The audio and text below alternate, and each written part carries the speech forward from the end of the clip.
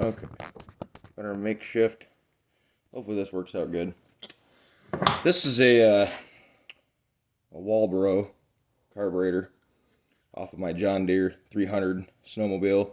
I think my snowmobile, I don't know what the year is exactly, but it's the year where they transitioned to the plastic fuel tank up front versus a steel one. I don't know. Maybe that helps date it.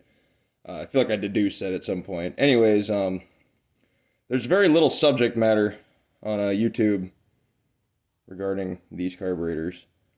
I probably won't be able to tell you how things work in here, but damn it, I can tear it down on camera, and maybe you can tell what you're about to get into when you decide to do the same thing. So let's take a look here. We're going to go backwards a step, because it's not truly from the beginning if I don't do this. So there's a screw on top here. You can see that that goes through the body of the carb into this main jet, or emulsion tube, whatever that might be. I didn't even bother counting the number of turns. We're going to start from scratch. So remove that. And I assume when you put this back in, if you have to gently seat it at any point to readjust, you know, a baseline, it better be gently seated. You don't want to ram it in there and bung up this tip or bung up the what is probably a beveled orifice down in there, you know. That won't help you at all. Let me see if I'm in the frame here. We're just going to start taking screws out. Why the fuck not? Why not, you know? Why don't we just give up? We're just going to die. I'm just kidding. That was a joke. Alright. Me and my buddy were working on a car one time. And, you know, we probably weren't in the best mindset. And he just kept on saying... Or no, I kept on saying, I was under the car trying to get the starter bolts tight, and I only ended up getting one bolt back in. It's on a 4.6 Triton and a Crown Vic. Those starter bolts are a bitch to get to. Never really did figure that one out, but I got one bolt back in. I was like, why don't I just give up? I'm just gonna die. We just kept saying that over and over again. Made it really fucking funny, but we probably don't have the healthiest sense of humor. Life is awesome. You get to turn wrenches and butcher aluminum castings with your flathead screwdriver. This carb's been apart before. That's a little concerning.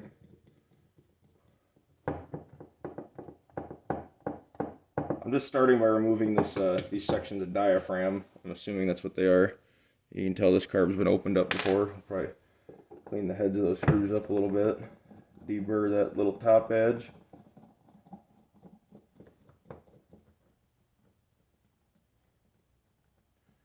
I'm assuming the threads in this carb body might be kind of fragile, and I just did it a little bit there. But when you're taking screws out like that, you know, you just keep on loosening, and sometimes you just guess, oh, it's probably loose by now.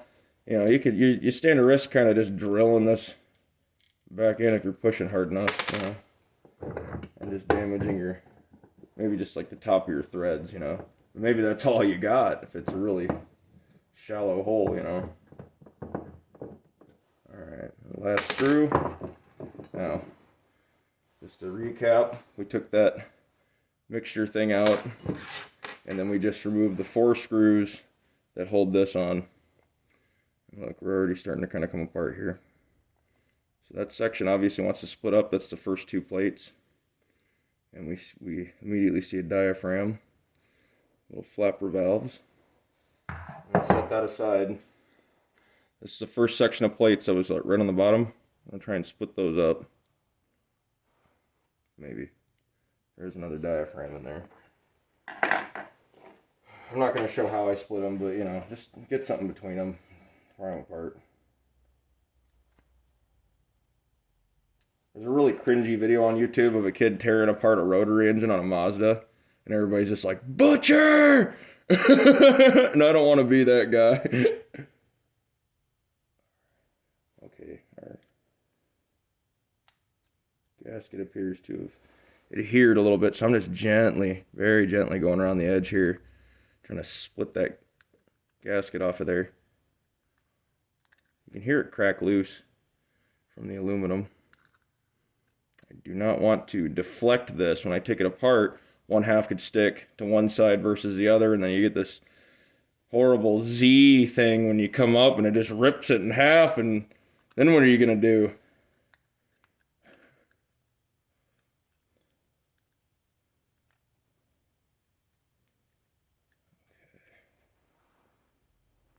There are locating dowel pins on this too, so this needs to be, what I'm gonna do, we'll get it on camera right now. This will actually serve as my memory.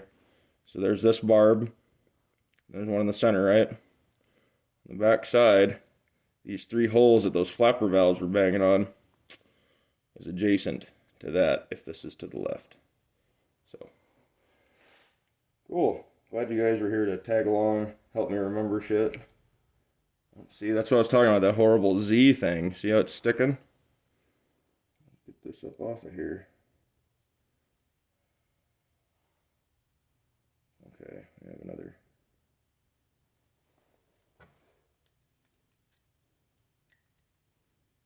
I feel pretty good about this video so far. Of course, that would happen right when I said that. Okay, so bottom section, whatever, I don't know what way that was clocked. You guys will remember that for me. Ew. Yuck. That's dirty. Okay. I know what this is now. So we were prying up off of there. See, I'm not good with diaphragm carburetors. I just don't, you know, I'm used to seeing a float and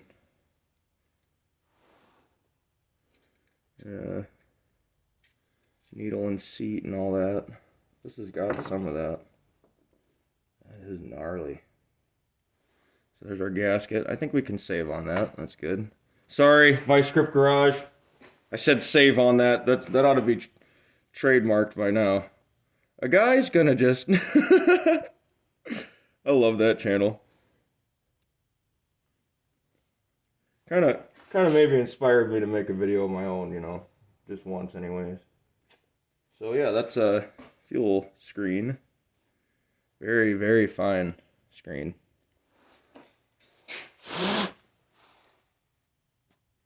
Oh, my cigarette went out. I was going to blow smoke through it. Alright, so we know that bottom section. I'm not going to move the camera, but that bottom section, or 2 bottom sections of those plates housed, in between those, there was a gasket and a fuel screen. Right there. So, we'll just keep those. Oh, another note on the fuel screen. It had little ears on the material. You can kind of see one there and one there. And those latched on right there. So, no guesswork on that matter. What do we get this time? Clean off the body. All right. So there's a diaphragm.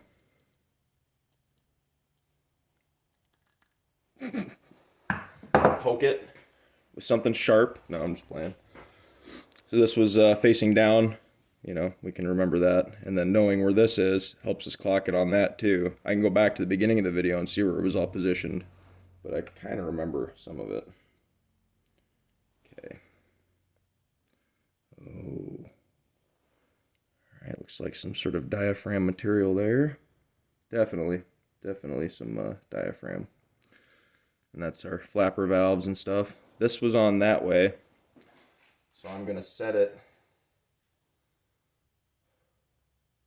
Oh, who gives a shit? It's imprinted on there, okay? So the little edges and such on your gasket or your casting surfaces put an imprint in the diaphragm and you can kind of match it up. I work on small engines for fun. I was actually a mechanic doing warranty repairs for more modern lawn and garden equipment, some construction equipment for several years. I did a lot of warranty repairs. I had some, I think anyways, I had some pretty funny ways of repairing stuff sometimes.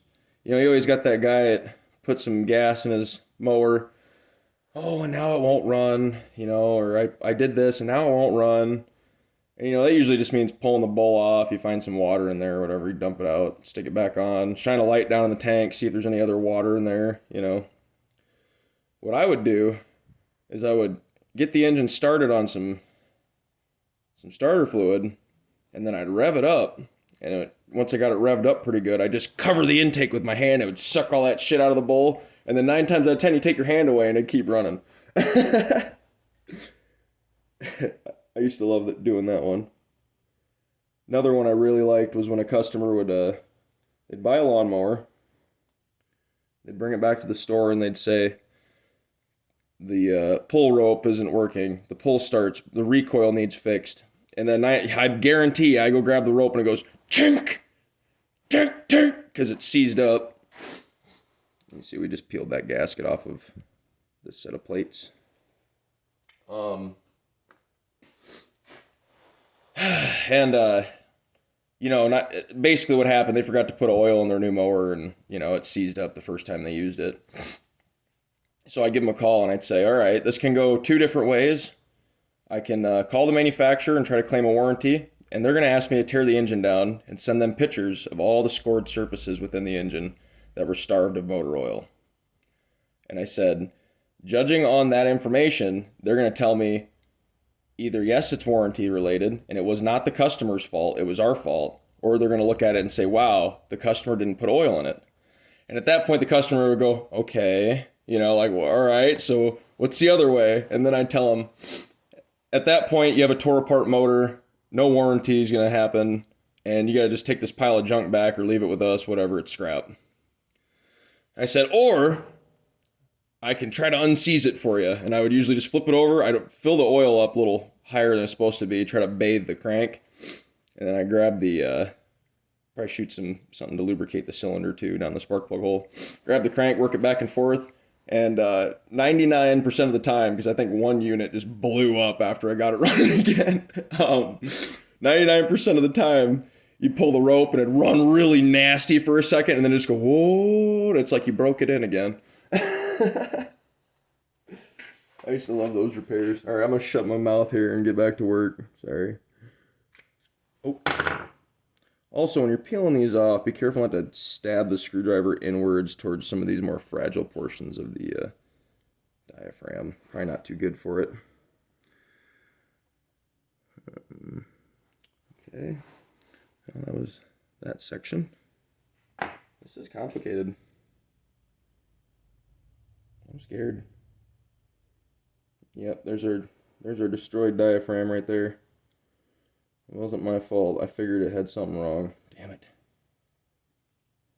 I don't know if I could fix that. If I had the right kind of glue or something. RTV. Some sort of sealant. We might try to fix it. Those flapper valves are damaged too. Alright, we have some mechanical stuff coming out now. So I believe this was the... Yes. Okay, so there's the bottom of the carb that had that big main diaphragm on it. If I remove this, if we take a look at it, we see we have 3 flapper valves, and there are springs underneath them. So we're going to gently, carefully remove the springs that are very fragile. Look at that, I'm barely holding that. It's binding it up. And we're just going to set them over here. Then we're going to look for a parts tray after we get started, because that's the right way to do it.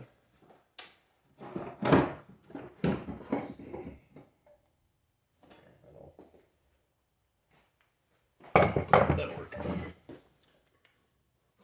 Yeah, these things are tiny. I just totally didn't see where it was. We'll leave the plate sections out. I am going to put these delicate gaskets, fuel screen in there with it. Just line these up. ADHD. See, look at that. I got an old project screw me out. There's a chunk of spring I cut off something else. In your work area before you get started. Alright, so second flapper valve in, we got another spring, gently. Dump it out in there. And the third one is right there. And my goal with this video, like I said, I want to explain how the carburetor worked. I just wanted to see, and we got a spring there. peel this up. There's a spring. Kind of a funny. That one looks like it's kind of peened into this section here, so we'll just leave it be. Now I'm just carefully peeling this up.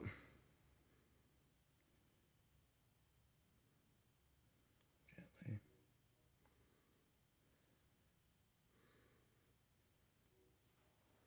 Alright, there's a diaphragm, and you can see on that flapper valve right there we got some damage.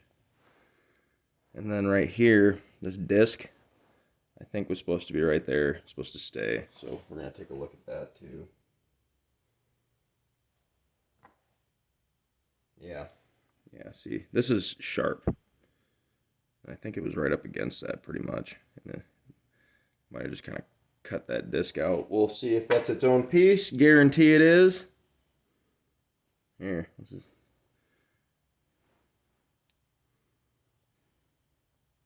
This gasket's not wanting to come off. A lot of people don't like these carbs.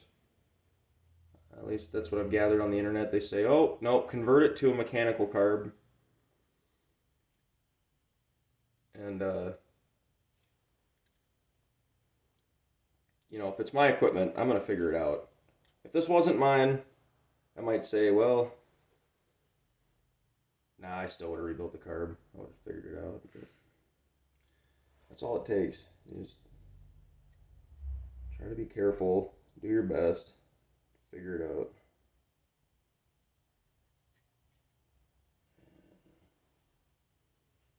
Yes, good.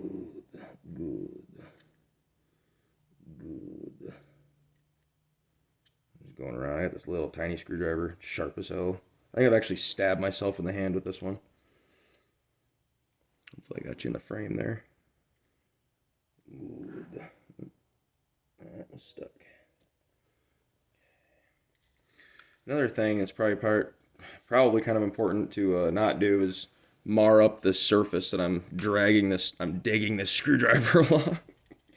Bet you want those to join up pretty nice, you know. Alright, so like I said, I figured that disc would stay behind. That's probably not supposed to be like that. As it is. You know what? We might not be shit out of luck here just yet. Weird. Okay, and this got some kind of frying pan. Miniature frying pan attached to the gasket. Beautiful.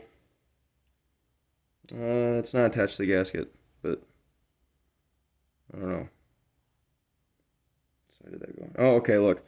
There's two little notches that fell into, so we know how that goes back together. Put that gasket in there. Which side's up, which side's down? I don't know. We'll figure it out when we come to it. That spring, so the barb's on this side, that spring came out of there. Okay. And then here, we've got a little rubber piece sticking through. This might not be part of that diaphragm like I thought it was. Which is good. Looks like some sort of check valve, actually. It's smaller, push that there. Look at that. You can use tools from the carburetor. See, they're not parts anymore, they're tools.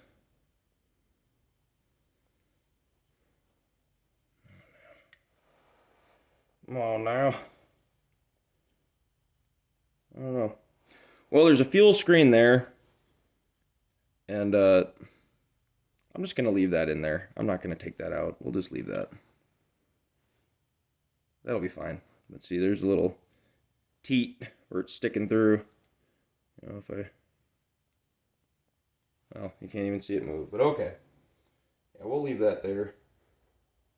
That's fine. This diaphragm's got some damage. We'll figure that out.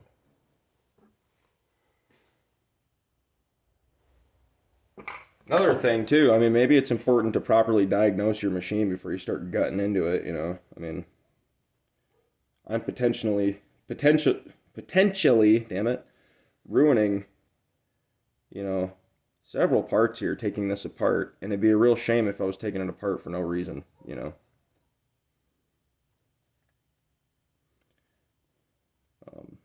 I did go over everything else. I mean, I stuck new plugs in it, made sure they were gapped correctly. Does diaphragm come off of here? Nah, we'll leave it in one place.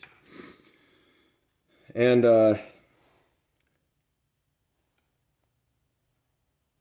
I did realize that there was like supposed to be a check valve on the pickup in the tank, so maybe the fuel couldn't flow back. Man, we're shooting 20 minutes here. But this is a long video, guys. I apologize. Spent a lot of time yakking. Just yakking.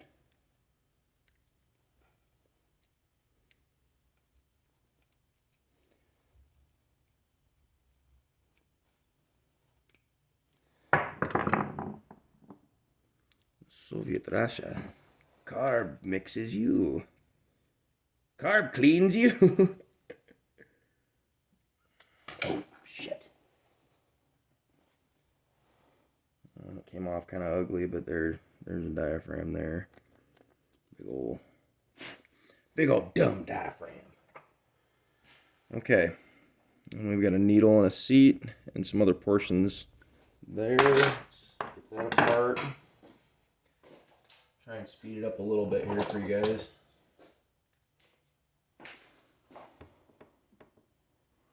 There's this plate here. Oh, give me a break. The handle is spinning independent of the freaking shank on the screwdriver. Jeez. Shaking. Damn it. We'll figure this out.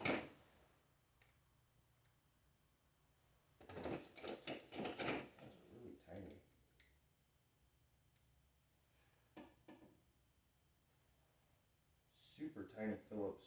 Wow.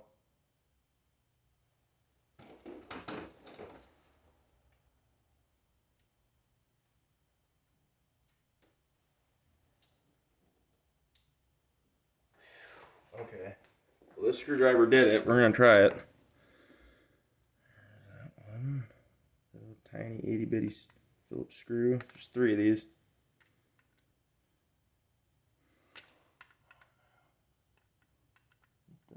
Tip in there. There we go. I don't like slipping these. Sometimes one time and you're fucked. You need to drill it out.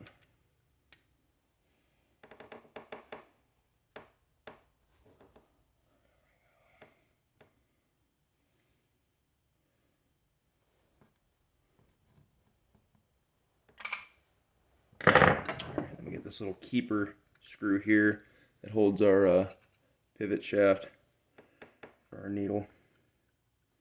There's a spring under that. It's going to try to go shooting off into the who knows where. Lost forever. Alright. So here's our needle and pivot assembly. I made up that term. I don't know if that's what it is. And there's a little spring that went underneath it. It's a long spring. You can't mix it up with the others, looks like. There's our fuel inlet. Right? See, now that's kind of strange. Is that the fuel inlet? Almost have to be. Oh. Yeah, okay. I'm going to do some reading. I don't know how that works. Because see, look up here.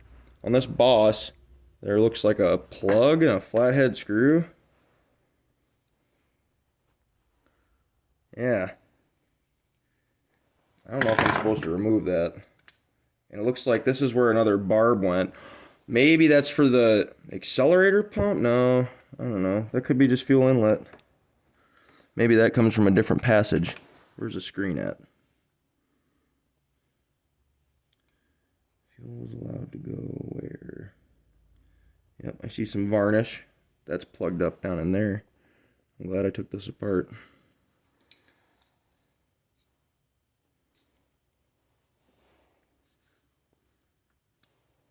Just start putting your mouth on stuff. You know. There's an enrichment screw or a mixture screw on the side here. Let's get that out. It's on the side that says Walboro. Going up. Probably going to be a washer and an O-ring and a spring usually. Looks like the washer went under this. Went under the spring. Damn it. I'm just falling apart here. I'm really not trying to sound like that other YouTube channel too. Damn it. Alright, we got a mixture screw there. It's gorgeous. Absolutely gorgeous. This split apart. I didn't really know which way it landed, so I don't know what's going on there. But we got a tiny little orifice there too with the diaphragm. I'll have to look back on the camera, but this plate's probably important to clean, and this diaphragm's probably important to be there too.